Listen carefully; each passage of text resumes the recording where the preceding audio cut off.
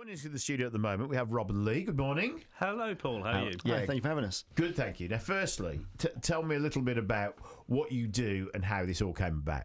Well, we're here to talk about Improv Wolves, which is a short-form comedy improv group that we are two of the four members of. Right. If anybody would remember the... Whose Line's It Anyway? The show's on TV a while ago. So short-form improv. Basically, playing improv games, we make up scenes on the spot from audience suggestions. And how did you, the four of you, get together? How did it all start? We all have other professions as well. So Robbie's a very capable musician. Others of us are performers, like actors, stand-up comedians, and we all just love the buzz we get from improv comedy because there's a certain rapport you have with those people in the audience which is unique, and things exist in a kind of bubble which once it's popped, that's it. So next time it's going to be a different experience for those people who are with you. Because it can be fabulous fun. I mean, if you go up to Edinburgh, you can literally be the same number of people in the audience as on the stage sometimes with some of these shows, and they can be very challenging, and they can be fantastic just to see how people develop the art and making people laugh and having fun. How did you get together and decide that you wanted to do this? So how did it all sort of come together? Because you've all mentioned you're from different backgrounds, so what's the common denominator? We actually have some fairly experienced improvisers in the group here. So I've worked with groups called Foghorn Improv, who are based over in Birmingham. I'm also a member of the Intellectuals, which was an improv group as well. Lawrence, who's not with us today, was mentioned. He's an actor who's also worked with quite a few improv groups. And then Matt was originally in a group in Coventry called Wow Impros, who actually have quite an experience of people. And I think we've sort of met through working in different shows and stuff. Right, okay, and sort of decided to form your own. Yeah, that's right. So whether it was theatre shows that we've done together or different things, it's like, oh, that person's funny, they're very good.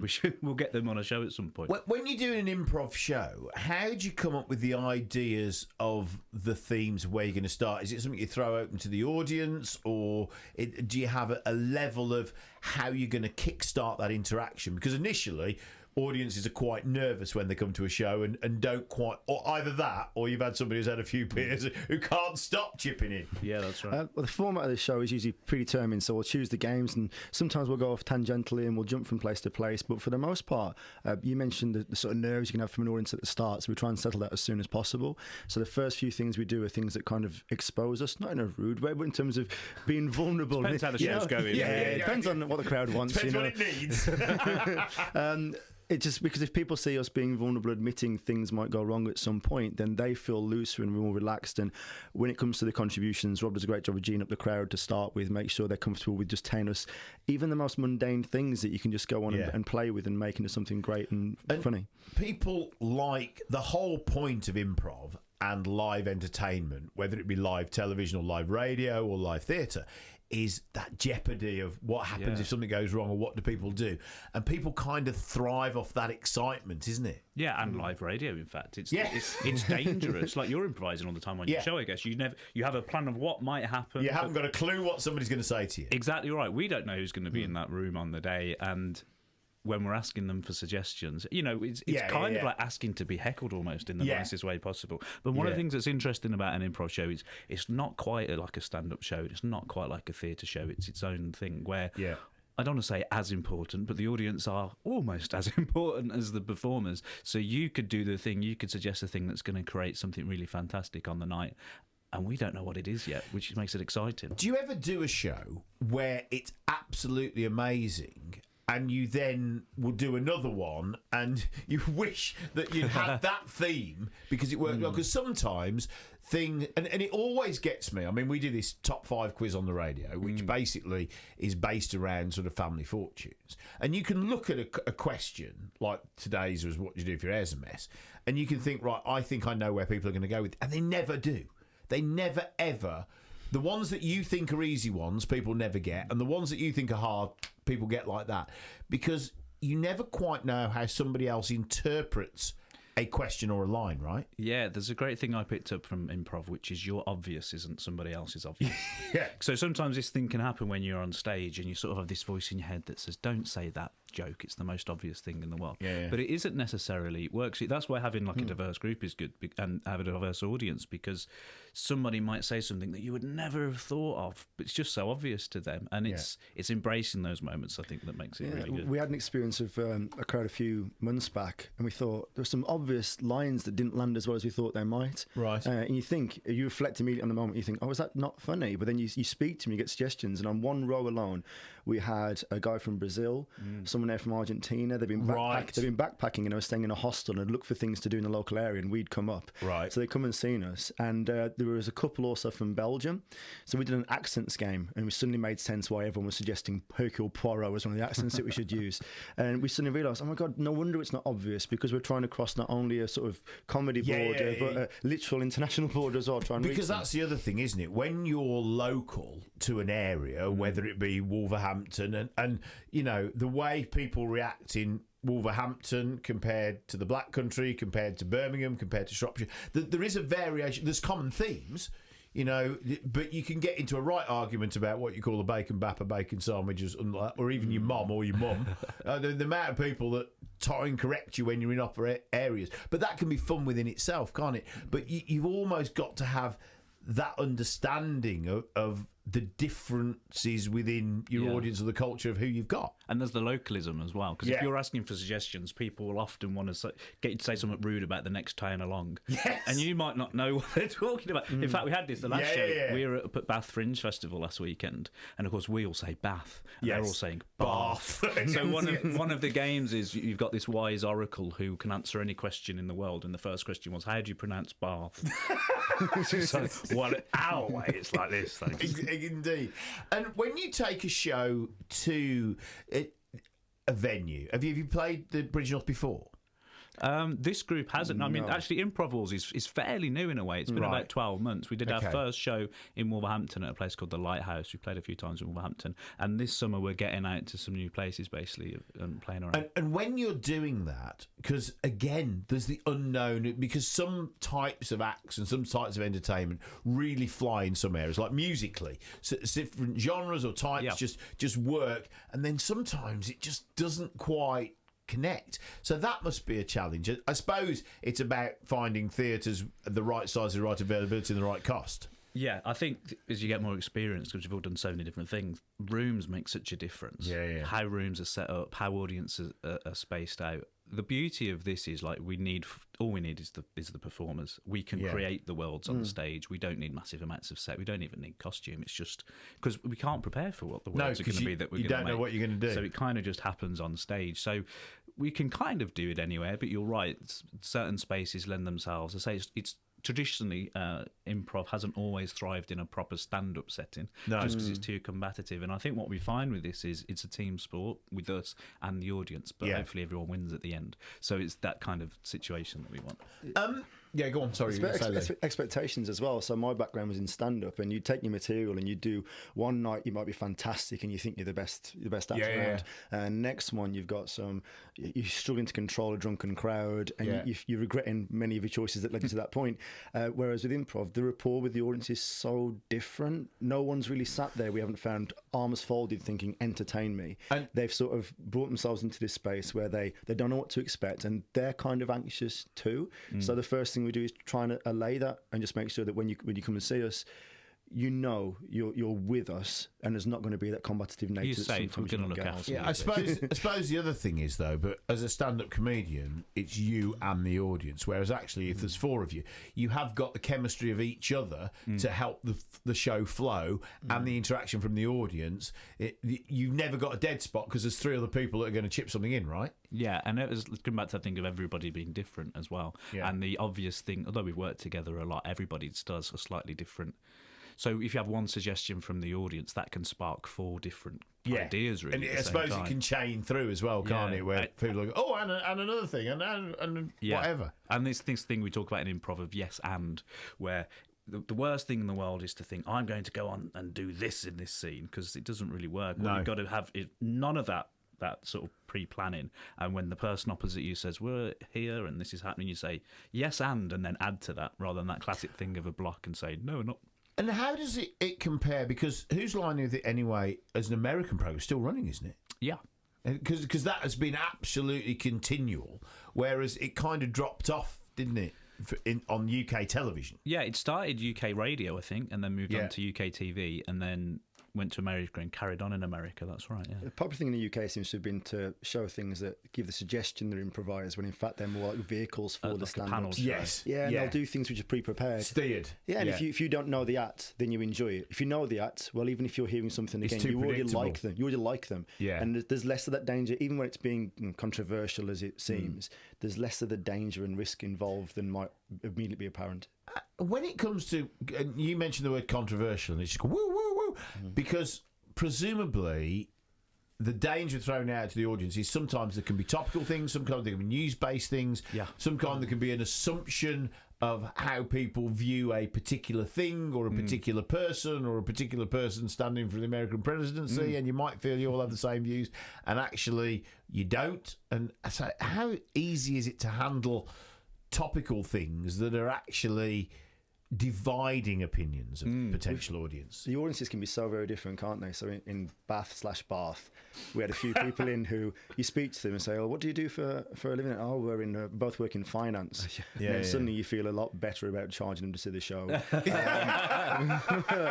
And then you also have crowds who are very, very different. But the political thing, none of the acts that we do, none of the activities, the games, whatever you want to call them, they don't ever start out with an agenda of any kind. No. So if audiences suggest things that are topical, you play with those things. Yeah, you can make fun of it almost. And it's not that we would accept anything. If somebody suggested something and we don't think it's a good area, we go for something else there. Yeah.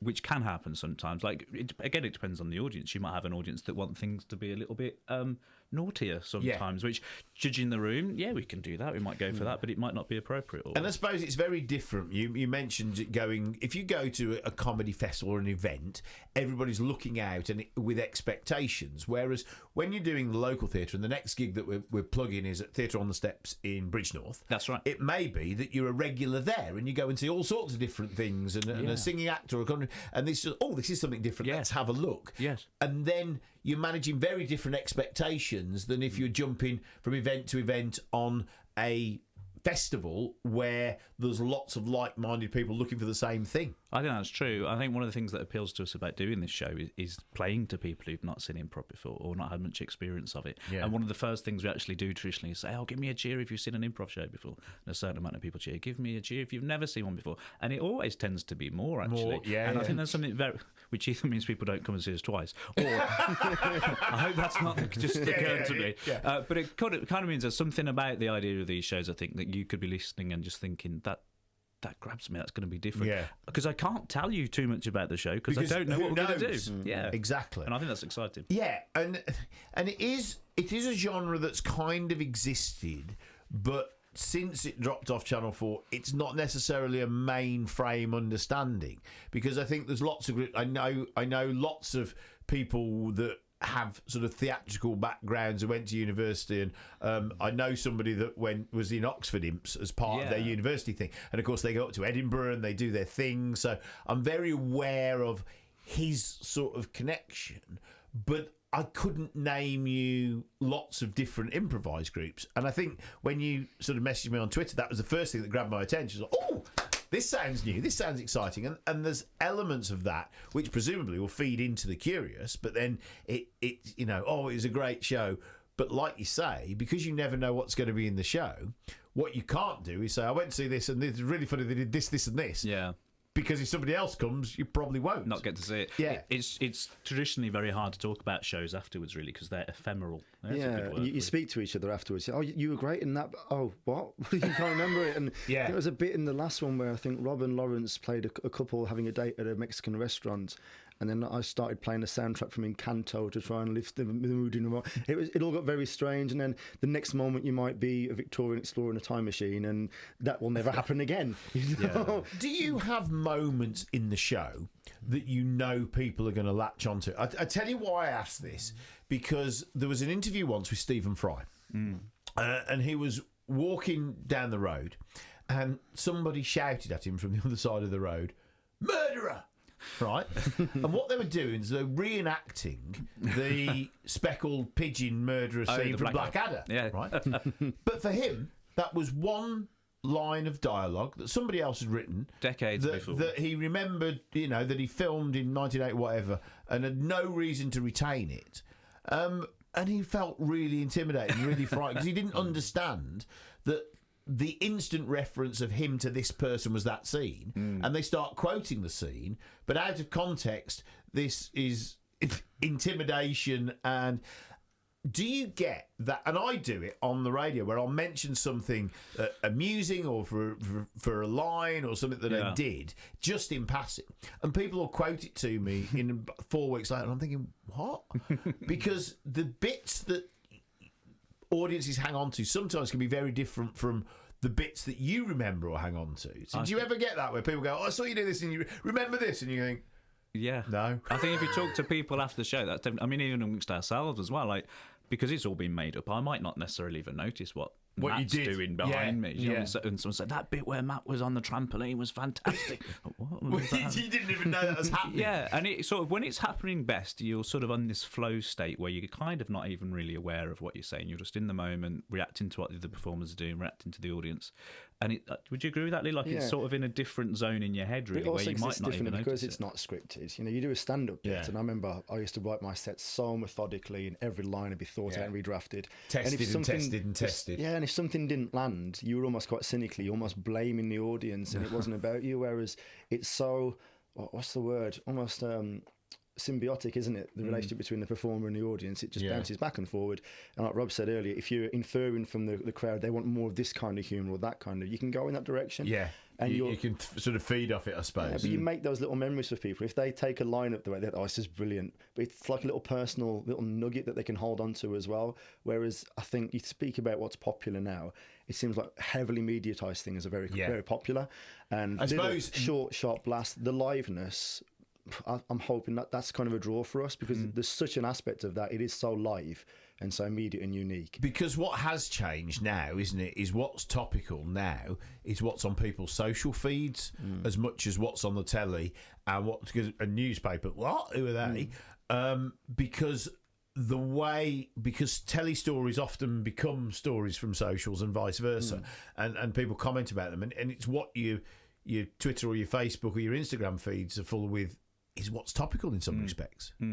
Yeah, your socials are they don't really lend themselves to any kind of emotional connection, because you take one little flick, you could go from crisis in Ukraine to poverty on the streets to, oh look, someone has just quit a really respectable but poorly paid and underappreciated job to join OnlyFans. And those are the common stories that go through your socials, and you don't have that connection with things on your phone or things that are mediatised. So again, the liveness, I think it's due a comeback.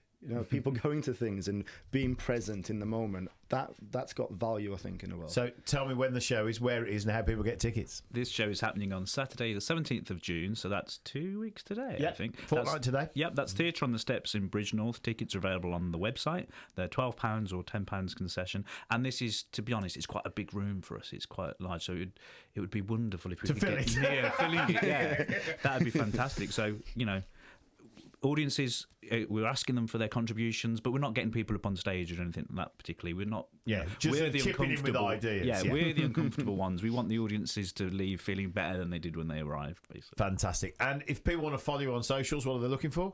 Just look for improv_wolves, Twitter and Instagram. We've just started a website as well, which is improvwolvescomedy.substack.com. But if you Google Improv Wolves, it'll come up. Should happen. Rob, Lee, thank you very much for joining us. Hope the show goes really well, and thanks for coming on. Oh, thanks. Thanks so much for having us. Check out all the details on the Theatre on the Steps website if you want more details about the show that's coming up a fortnight today.